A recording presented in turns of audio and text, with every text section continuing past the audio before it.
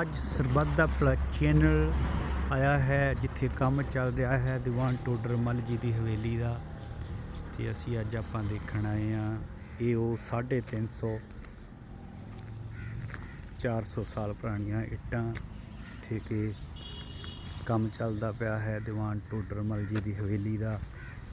ਤੇ ਅੱਜ ਸਰਬੱਤ ਦਾ ਭਲਾ ਚੈਨਲ ਦੇਖਣ ਆ ਰਿਹਾ ਹੈ, ਸਰਬੱਤ ਦਾ ਭਲਾ ਚੈਨਲ ਦੇਖਣ ਆਇਆ ਹੈ ਦੀਵਾਨ ਟੋਡਰ ਮੱਲ ਜੀ ਦੀ ਹਵੇਲੀ। ਸਾਡੇ ਚੈਨਲ ਨੂੰ ਸਬਸਕ੍ਰਾਈਬ ਕਰ ਲਓ। ਪੂਰੀ ਸਟੋਰੀ ਸਰਹੰਦ ਸ਼ਹਿਰ ਤੇ ਕੱਲਾ ਕੱਲਾ ਗੁਰੂ ਘਰ ਅੰਦਰ ਵੜ ਕੇ ਵਿਖਾਇਆ ਜਾਵੇਗਾ।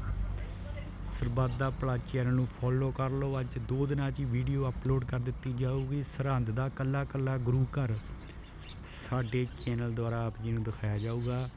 ਵਾਹਿਗੁਰੂ ਜੀ ਕਾ ਖਾਲਸਾ, ਵਾਹਿਗੁਰੂ ਜੀ ਕੀ ਫਤਿਹ।